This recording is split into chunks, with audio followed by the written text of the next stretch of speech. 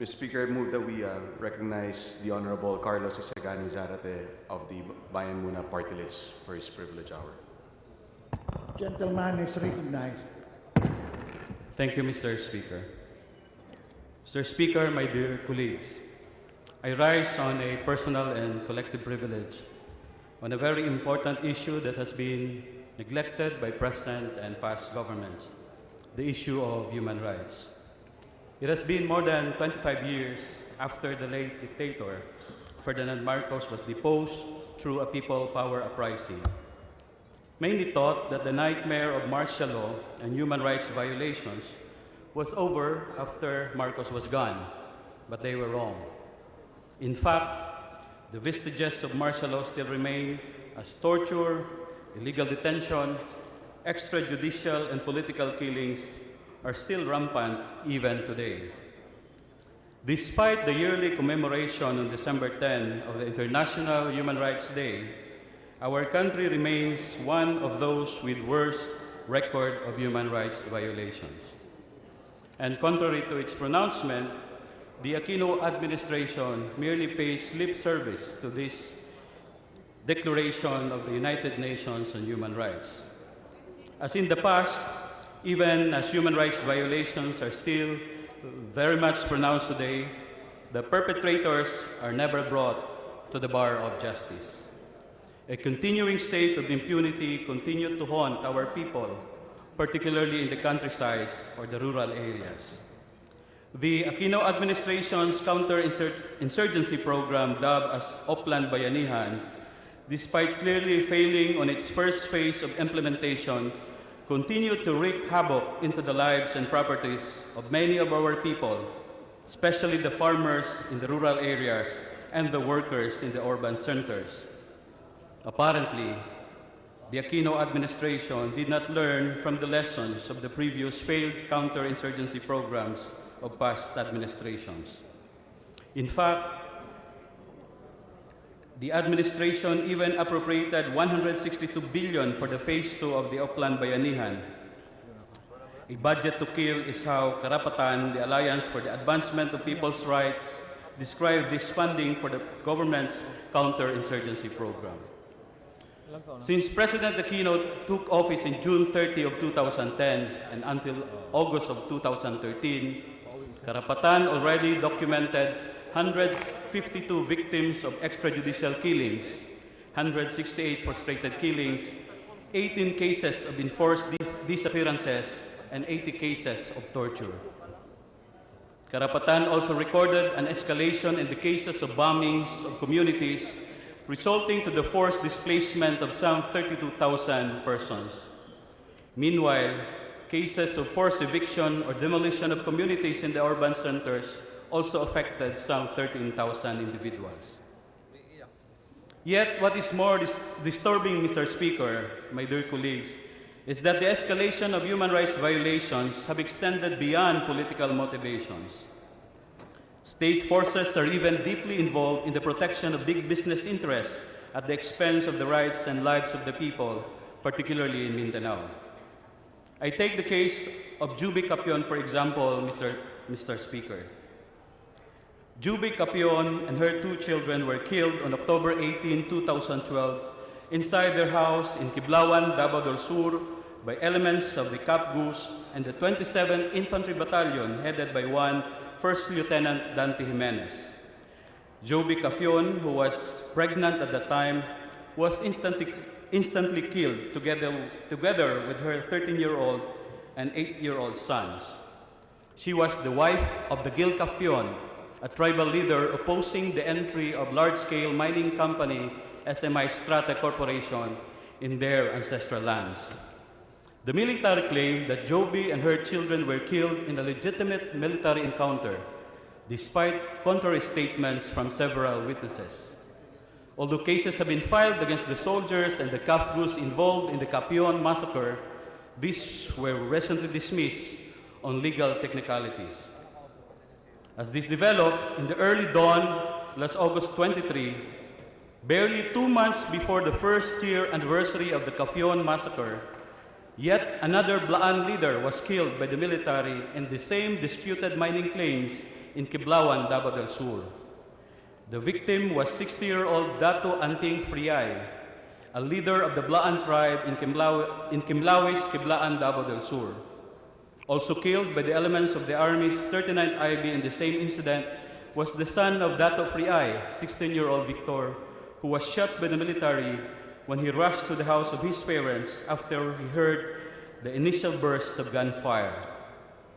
Again, despite the testimonies of the relatives and witnesses, the military reported the death of Dato Friay and Victor as a result of a military encounter. Another well-known case of unsolved killing, Mr. Speaker, was the case of Italian missionary Father Fausto Paps Tentorio, who was gunned down on October 17, 2011 by members of the Bagani paramilitary group in Arakan, North Cotabato. Father Paps is not just an ordinary priest. He was also a local leader organizing the Lumad communities and leading them in opposing destructive development projects like large-scale mining and plantations by foreign and big business interests. Until now, 2 years after the assassination of Father Paps, justice for him is still not served. In fact, no case yet is filed in court, and the perpetrators are still roaming around. Let me also cite the case of 8-year-old Roque Antivo of Laac, Compostela Valley, Mr. Speaker. Antivo's family filed a case against officers of the military 71st Infantry Battalion, but the case was dismissed at the prosecution level last September.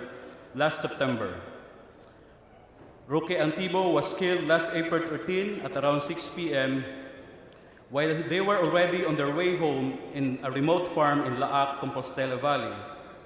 He was killed by suspected members belonging to the 71st Infantry Battalion, who allegedly opened fire on them. The Army's 71st IB, however, denied shooting the boy, saying he was killed during a shootout with Communist New People's Army rebels. In another case, Mr. Speaker, last December 6, 57-year-old Pedro Tinga, a Mansaka tribal leader and a Typhoon Pablo survivor from Maco, Compostela Valley Province, was also killed by elements of the Army's 71st IB. His farm was also strafed by a helicopter gunship. Again, it was reported that he was killed in an encounter with communist rebels. These are just some of the unresolved high-profile cases of human rights violations. At this point, Mr. Speaker, I also need to mention the alarming and unabated killing of journalists in our country, which, as we speak now, already recorded an average of 1 journalist being killed per month since January of this year. In fact, the New York-based Human Rights Watch commented that the killings and threats against journalists underscore the precarious state of media freedom in the Philippines and the need for the government to respond. Yet, thousands more of victims are desperately crying for justice, Mr. Speaker. At this juncture, I would also like to take this opportunity to urge as well the Aquino government to also seriously consider the plight of the political prisoners languishing in various jails all over the country. Unfortunately, it appears that the President, until now, is also adamant in not releasing the country's political prisoners, now numbering at 449, 154 of whom were arrested under the present administration. Regrettably, while Congress has long passed into law the Human Rights Victims Reparation and Recognition Act, even until now, President Aquino did not yet form and convene the Claims Board that is mandated to craft the implementing rules and regulation for the indemnification of the martial law victims. Mr. Speaker, it is then very ironic that President Aquino started his term promising that he will be the total opposite of the previous administration and that he will promote and respect human rights. However, only 932 days remain for the Aquino administration and we have yet to witness any serious progress at all in the prosecution of human rights violators. Worse, in his State of the Nation address last July, human rights was not even mentioned at all by President Aquino. This is a cue, perhaps, that human rights is no longer a priority in the last remaining days of the present administration. As the late but very revered and respected South African human rights activist Nelson Mandela reminded us, Mr. Speaker, quote, "To deny the people their human rights is to challenge their very humanity." Nelson Mandela also added that even the most elegantly drafted human rights are worth nothing if remedies for its violations are subject to inordinate delays. Thus, Mr. Speaker, on the occasion of the commemoration of the United Nations Human Rights Declaration tomorrow, December 10, we call on the Aquino administration to abandon this vicious and deceptive counter-insurgency campaign dubbed OPlan Bayanihan and to put a stop to the state of impunity that still reigns in our country today. We instead challenge President Aquino, Mr. Speaker, to hasten the prosecution of those involved in the continuing violation of the human rights of our people.